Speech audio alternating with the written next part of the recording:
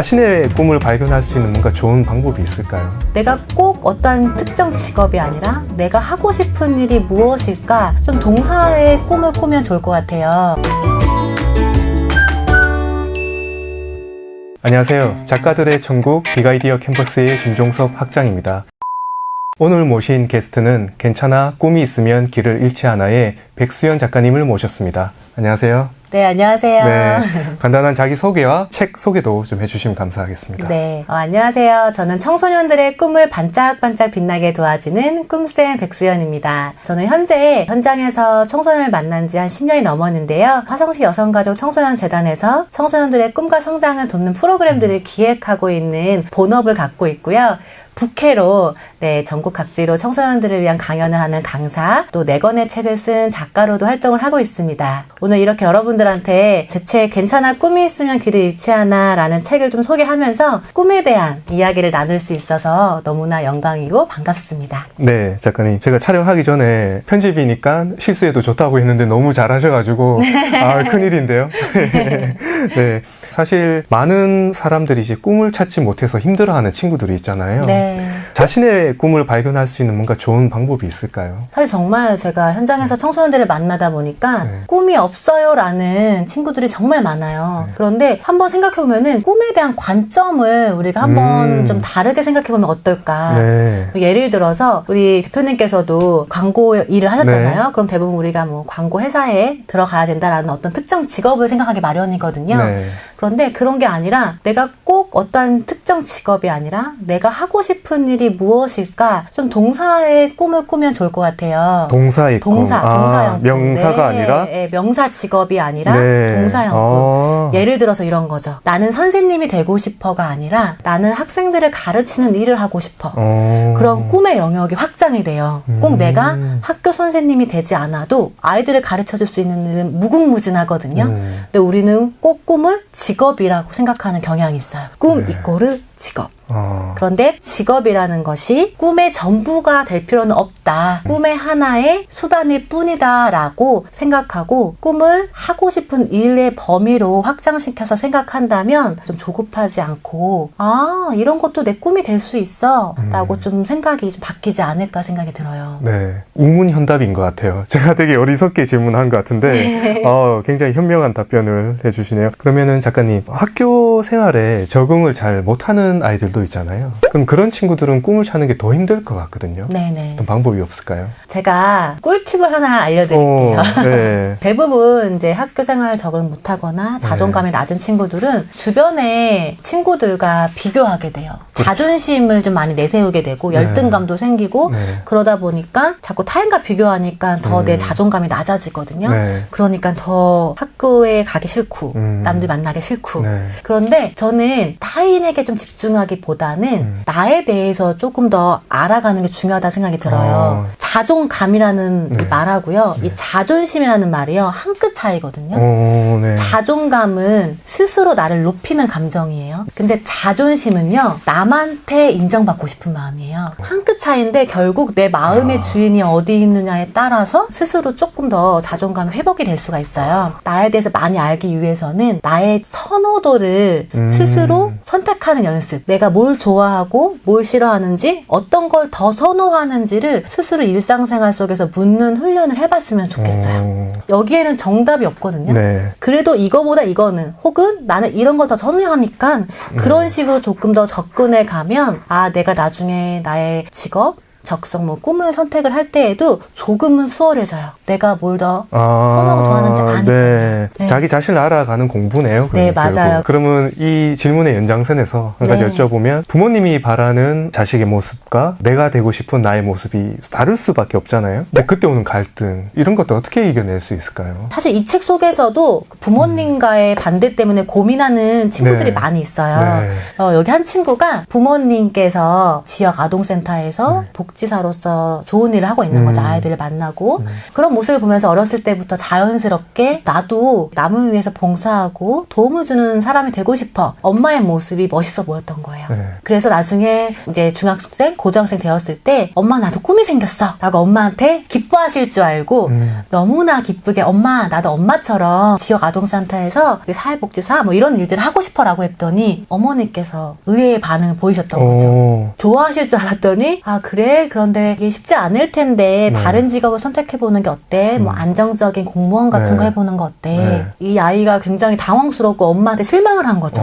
나는 엄마도 그런 직업을 갖고 있으면서 왜 나한테는 이렇게 말할까 엉엉 울면서 엄마랑 이렇게 토라졌었대요. 근데 결국에는 알고 보니까 이 친구가 어머니께서 본인이 하는 일이 급여나 금전적으로 어렵고 많이 벌지도 못하고 많이 고생을 한다는 걸 알다 보니까 내 자녀한테는 그런 고생을 시키고 싶지 않았던 거죠. 이 부모의 마음이었던 거예요. 그걸 알고 나서 다시 자녀랑 이야기를 친구가 했었는데 그럼에도 불구하고 자신이 이 일을 왜 해야 하는지 내가 이 일을 하기 위해서 어떻게 노력을 할게 라고 우리 엄마한테 잘 설득을 했더니 부모님께서도 그럼 한번 해봐. 네가 선택을 해보고 그리고 나서도 너한테 맞는다면은 해보고 나중에 아니다 싶으면 다시 다른 길로 가도 되니까 한번 해보자라고 응원을 해주셨다고 하더라고요.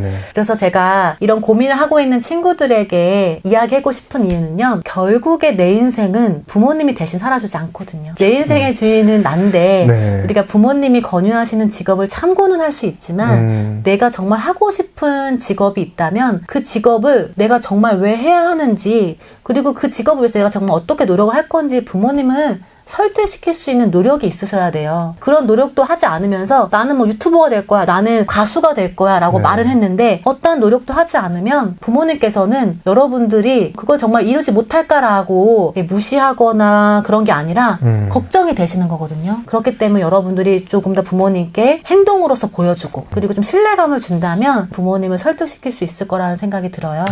네네. 좋습니다. 네, 작가님. 작가님의 책을 보면 10번 치고 안 넘어가는 나무 없다라는 챕터가 있거든요. 이 이야기에 보면 현지의 스토리라고 나와 있는데 어떤 이야기인지 되게 궁금합니다. 네, 제가 현지를 인터뷰하고 이 책을 쓸 때에도 그래 현지처럼만 하면 못할 게 없구나라는 생각이 들었어요. 뭐가 되고 싶었던 거예요? 현지는요. 놀라워요. 중학교 3년 내내 전교 1등을 했던 친구예요. 이 친구는 정말 공부벌레였어요. 그리고 자기가 공부도 좋았고 부모님이 시키지 않아도 공부를 열심히 했던 친구고 그래서 고등학생이 되었어요. 이 친구 같은 경우에는 한번 뭔가 파고들면 스스로 시키지 않아도 열심히 하는 친구였던 거죠. 근데 그렇다고 딱히 뭐 꿈이 있거나 이런 건 아니었어요. 그냥 하다 보면 내가 원하는 뭔가의 직업이나 되고 싶은 게 생기겠지 했는데 고등학생이 돼서 남들이 다 부러워하는 고등학교에 갔어요. 그런데 이 친구가 크리스마스 때 부모님과 처음으로 그 뮤지컬 공연을 본 거예요. 캐츠를 이 친구가 처음으로 뮤지컬 공연을 아마 영상으로 봤던 것 같아요. 그 캐츠를 보고서 가슴이 두근두근 떴던 거예요. 어떻게 저렇게 연기를 하고 저렇게 사람들을 매료시킬 수가 있지라고 이 뮤지컬 공연 그 배우들에게 빠지게 된 거예요. 그래서 이 친구가 현지가 자기 부모님한테 한번 실제로 공연장에 가서 공연을 보고 싶다라고 해서 부모님께 흔쾌히 같이 갔죠. 가까이에서 배우들의 호흡 소리와 이런 걸 들으면서 정말 보니까 더 심장이 두근두근 걸었대요. 그리고 나서 부모님께 말씀을 드렸죠. 부모님도 당황했지만 부모님 같은 경우에도 안 돼 이런 스타일은 아니셨던 것 같고요. 그래도 부모님이 네가 단순히 뮤지컬 공연을 보고 호기심이나 이런 게 생겼을 수도 있으니까 조금 시간을 두고 생각해보자. 어떻게 보면 이제 현지 입장에서는 안 돼라는 말의 대신이었지만 스스로도 내가 그래 그러면 나도 한번 나를 시험해보자. 그래서 본인이 학업을 병행하면서 틈나면 그런 연극이나 뮤지컬 같은 공연도 보고 대학로도 서울까지 올라가서도 보고 결국에는 10번 찍어서 부모님을 설득을 시켰어요. 지금 됐어요 그러면? 대학생이 돼서도 계속 본인이 하고자 하는 그 꿈을 향해서 노력을 하고 있는 걸 알고 있어요. 어떻게 보면은 부모님을 찍은 걸 수도 있지만 저는 현지가 자신의 꿈을 10번 찍은 것 같아요. 자신이 좋아하고 되고 싶은 그 뮤지컬 배우, 연극 배우가 도대체 이거 하려면 어떤 걸 해야 되지? 이런 걸 하려면 이런 연습을 해야 되는구나. 계속 탐색하고 스스로 찍어보면서 결국에는 하고 싶은 일을 하기 위해서 성인이 돼서 도전을 하고 있는 거죠. 현지도 대단하고 그 현지 부모님도 대단하신 것 같네요. 맞아요. 네네. 작가님 그리고 우리가 흔히들 스펙이 아닌 스토리를 갖춰오라고 얘기하잖아요. 네네. 작가님 주변에 좀 좋은 사례가 있을까요? 제 주변에 정말 그런 친구들이 많아요. 네. 스토리를 위해서 다양한 좀 경험을 쌓는 그런 청소년들이 가장 고민하는 것 중에 하나가 어른들이 딴짓한다. 이런 얘기 때문에 네. 힘들어하는 경우들이 많이 있어서 저한테 고민을 많이 하거든요. 네. 그래서 제가 좀 소개해드리고 싶은 친구는 유정이라는 친구가 있었어요. 네. 우리 유정이가 이런 얘기를 하거든요. 네. 그러니까 불현듯 이렇게 꿈도 없이 나의 10대가 그냥 보내는 것이 너무 억울하대요. 그래서 아무것도 가진 게 없는 10대지만 오히려 그럴 수 있기 때문에 10대들이 가질 수 있는 특권은 꿈을 찾는 일이 아닐까라고 생각을 했어요. 멋진데요. 그럼 내가 흥미 있는 거, 호기심 있는 그런 활동들을 좀 해보고 싶어. 뭐 단순히 뭐 토익 점수, 나는 자격증을 딸 거야가 아니라 홍보 관심이 있는데 홍보 관련된 일을 하려면은 이런 서포터즈 활동이 있네. 우리 지역에서 이런 걸 하는 활동이 있네. 이렇게 좀 자기가 관심 있는 활동들을 찾았던 거죠. 프로그램에 함께 활동을 하면서 이 유정이가 나중에는요, A4 용지에 자기가 고등학교 내내 했던 활동들이나 자원봉사 활동 이런 것도 적다 보니까 정말 한 페이지가 차더래요. 네. 그것이 스토리가 되고 나는 이런 다양한 활동을 통해서 내 인생을 끌고 갈 수 있구나라는 좀 자신감이 생겼어요. 아주 좋은 사례네요. 네네. 네, 좋습니다. 그리고 나를 더 알아줄 수 있는 멘토를 만나는 방법이 있을까요? 가장 쉬운 방법은요. 네. 첫 번째는 이 영상을 보고 있는 친구들이 저에게 메일을 보내거나 고민 상담을 하시면 제가 여러분들의 멘토가 되어주기로 약속을 하겠습니다. 정말 확실한 방법이네요. 실제로 네. 이 책 속에도 제 메일 주소를 담아놨기도 하고요. 제 메일 항상 오픈해놓고 제 SNS 채널을 오픈해놓는 이유가 그 청소년들이 저에게 책을 읽고 실제로 고민 상담 메일이 많이 와요. 최근에는 6학년 친구가 꿈이 있는데 부모님이 반대하신다고 어떻게 해야 되냐고 저한테 정말 메일을 보냈어요. 이 책을 읽고. 무슨 꿈인지 얘기해 주던가요? 자기는 음악치료사가 되고 싶대요. 근데 부모님께서는 네. 음악치료사는 돈을 많이 버니까 차라리 작곡가가 되고 있는 게 어떻겠느냐라고 권했대요. 그래서 어떻게 하나요? 라고 해서 제가 동서양 꿈 이야기를 해줬습니다. 꼭 음악치료사, 작곡가에 얽매이지 말고 음악을 좋아하면 음악을 하면서 그러니까요. 이런 걸 다 할 수 있다라고 동서양 꿈을 이야기해줬더니 이 친구가 너무 기뻐하면서 동서양 꿈을 꾸겠습니다라고 했어요.